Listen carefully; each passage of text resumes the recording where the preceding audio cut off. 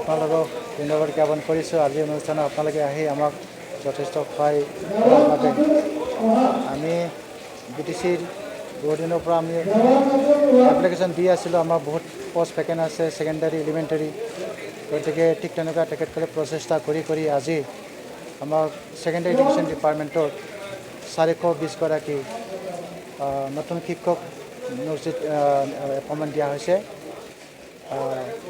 অসমীয়া, Bodo, science, Hindi, Bodo, Hindi, Assamese, ঠিক তেনেকুৱা আমাৰ 420 গৰাকী আমি ভেকেণ্ট পষ্টৰ এগেইনষ্টে শিক্ষক পাবলৈ আমি আজি সক্ষম হৈছোঁ।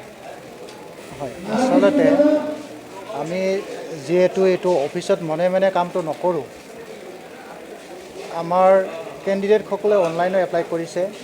অনলাইনো এপ্লাই কৰাৰ পিছত এইটো কোকৰাঝাৰৰ BTC ডাইৰেক্টৰ অফিচত এইটো ভেৰিফিকেশ্যন কৰিছে। ভেৰিফিকেশ্যন কৰাৰ পিছত যিসকলে হাইষ্ট মাৰ্ক পৰা কমাই আহি মানে আমি লিষ্ট এটা বনাইছোঁ। তাৰ ভিতৰত প্ৰথমগৰাকী হাইষ্ট মাৰ্কে তেখেতে চিলেকশ্যন কৰি ল'ব কোনখন ভেকেণ্ট পষ্টৰ এগেইনষ্টে জইন কৰিব বিচাৰিছে। গতিকে ভেকেণ্ট পষ্টটো আমি স্কুল ৱাইজে তেখেতসকলক জনাইছোঁ, নটিফিকেশ্যন দিছোঁ। ঠিক তেখেতে নিজৰ সুবিধাৰ্থে নিজৰ ভেকেণ্ট পষ্টটো চিলেক্ট কৰিব, তাৰপিছত আমি ইয়াত এপইণ্টমেণ্ট দিয়া হ'ব। ঠিক তেনেকুৱা গ্ৰেজুৱেলি নেক্সট হাইষ্ট মাৰ্কে আমি কল কৰিছোঁ।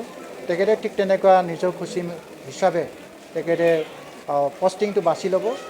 গতিকে এইটো আমি কাউন্সিলিঙৰ জৰিয়তে আমি এপইণ্টমেণ্ট দিবলৈ বিচাৰিছোঁ আৰু এইটো আমাৰ সফল হ'ম বুলি আমি আশা কৰিছোঁ। এপইণ্টমেণ্ট দিম। তাৰপিছত বড়ো মিডিয়ামতে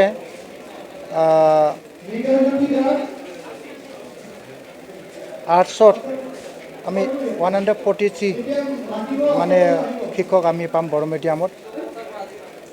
ঠিক তেনেকুৱা বড়ো মিডিয়াম ছায়েন্সত আমি 33 কেণ্ডিডেট আমি আজি পাইছোঁ। গতিকে আমাৰ যথেষ্ট বড়ো মিডিয়ামৰ শিক্ষক আমাৰ ভেকেণ্ট আছিলে। বহুতকেইখন বিদ্যালয়ৰ BSc শিক্ষক নোহোৱাকৈ মানে চলি আছিলে। এতিয়া BSc শিক্ষক পাবলৈ আমি সক্ষম হৈছোঁ আৰু বড়ো মিডিয়াম হিন্দী শিক্ষক পাবলৈ আমি সক্ষম হৈছোঁ।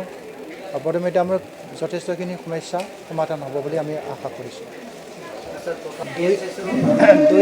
দুই এটা হয়তো ভেকেণ্ট হ'ব, কাৰণ যিসকল MA কৰি আছিলে, MA ছেকশ্যনে তেখেতে এপইণ্টমেণ্ট লাভ কৰি আছিলে আগৰ পৰা, তেখেতসকলে হাইস্কুল ছেকশ্যনে যিটো এপ্লাই কৰিছে তাত চিলেকশ্যনৰ আহিলে আমাৰ MA ছেকশ্যনৰ আকৌ দুই এটা ভেকেণ্ট ওলাব। সেইখিনি আমাৰ মানে টেকনিকেলি অলপ অসুবিধা আছে। টোটেল পোষ্ট আছিলে 1420টা। 1420টাৰ আমি এডভাৰটাইজমেণ্ট কৰিছিলোঁ। তাৰে ভিতৰত আমাৰ বৰ্তমান আমি 851জন আমি কেণ্ডিডেট আমি চিলেকশ্যন কৰিব পাৰিছোঁ। আৰু আমাৰ ভেকেঞ্চি কিছুমান আছে, কিন্তু আমাৰ বিশেষকৈ বড়ো মিডিয়ামত আমাৰ ভেকেঞ্চি আছে, কিন্তু বড়ো মিডিয়ামত আমাৰ কেণ্ডিডেট নথকাৰ কাৰণে আমি সদ্যহতে সেইখিনি ভেকেঞ্চি ফিল আপ কৰিব পৰা নাই। আমি কোকৰাঝাৰ, চিৰাং আৰু কোকৰাঝাৰত যোৱাকালি আমি 240জনৰ আমি নিযুক্তি প্ৰক্ৰিয়া সম্পূৰ্ণ কৰিলোঁ। আজি আমি চিৰাঙলৈ আহিছোঁ। চিৰাঙত আমাৰ ইয়াতে 420 বাক্সালৈ আহিছোঁ, ক্ষমা কৰিব। ইয়াত আমাৰ 420 গৰাকী আমাৰ প্ৰাৰ্থী আছে আৰু অহাকালি আমি ওদালগুৰিত যাম। ওদালগুৰিত 196জন প্ৰাৰ্থী আছে। আমি এই গোটেই ছিষ্টেমটোতে আমি কেনেধৰণে কৰিছোঁ যে আমি যিখন মেৰিট লিষ্ট আছে সেই মেৰিট লিষ্ট মতে আৰু ছাবজেক্ট ৱাইজ আমাৰ যিবোৰ স্কুলত ভেকেঞ্চি আছে আমি কেণ্ডিডেটসকলৰ জ্ঞাতাৰ্থে ধুনীয়াকৈ বাহিৰত আমি ওলোমাই দিছোঁ। আৰু কেণ্ডিডেটৰ মেৰিট পজিশ্যন ৱাইজ, তেওঁৰ মেৰিট লিষ্ট ৱাইজ তেওঁ আহি নিজে তেওঁৰ নিজৰ স্বইচ্ছাই তেওঁ যিখন স্কুলত তেওঁ যাব বিচাৰে তেওঁ নিজে সেইখন বাছনি কৰি ল'ব পাৰিব। এই প্ৰক্ৰিয়াটো আমি আমাৰ BTCত আমি পোনপ্ৰথমবাৰৰ বাবে আমি এইটো কৰিবলৈ ওলাইছোঁ। আৰু যোৱাকালি আমি কোকৰাঝাৰ আৰু চিৰাঙৰ কাৰণে যিখিনি কৰিলোঁ তাত আমাৰ খুব সুচাৰুৰূপে হৈ গৈছে। গতিকে মই আশা কৰিছোঁ যে আজিও ইয়াতে আমি সুচাৰুৰূপে কৰিব পাৰিম। আৰু যদি আমি এই প্ৰক্ৰিয়াটো যদি কৰিব পাৰোঁ, পৰৱৰ্তী সময়ত আমাৰ শিক্ষা বিভাগৰ LP স্কুলৰ আৰু ME স্কুলৰো শিক্ষকৰ পদৰ কাৰণে আমি প্ৰক্ৰিয়া হাতত লৈছোঁ। সেইটো আমি একে পদ্ধতিতে আমি কৰিব পাৰিম বুলি ভাবিছোঁ। এনেকুৱা ধৰণৰ হৈছে যে আমি যিখন প্ৰভিজনেল লিষ্ট বনাইছিলোঁ, প্ৰভিজনেল লিষ্টখন বনাওঁতে আমি কেণ্ডিডেটৰ মাৰ্কশ্বিট তেওঁলোকে আমাক যিবোৰ কাগজ পত্ৰ তেওঁলোকে অনলাইন বা অফলাইন যিবোৰ ডকুমেণ্টছ তেওঁলোকে আমাক দিছিলে সেইখিনি আমি টেবুলেশ্যন কৰিছিলোঁ। টেবুলেশ্যন কৰোঁতে কেতিয়াবা হয়তো আপোনাৰ ক্লাৰিকেল মিষ্টেক বা কেলকুলেশ্যনত কেতিয়াবা ভুল হ'ব পাৰে সেইকাৰণে আপোনাৰ মাৰ্কছৰ এটা ডিফাৰেঞ্চ অহা বুলি আমি পাইছোঁ ক্লাৰিকেল মিষ্টেকটো হ'ব পাৰে হিউমেন এৰৰ হ'ব পাৰে কাৰণ আমাৰ 2000কে বেছি আমি এপ্লিকেশ্যন আমি শ্বৰ্টিং কৰিছিলোঁ গতিকে আপোনাৰ তাৰ মাজত দুই এটা বিসংগতি নথকাটো একো ডাঙৰ হেৰি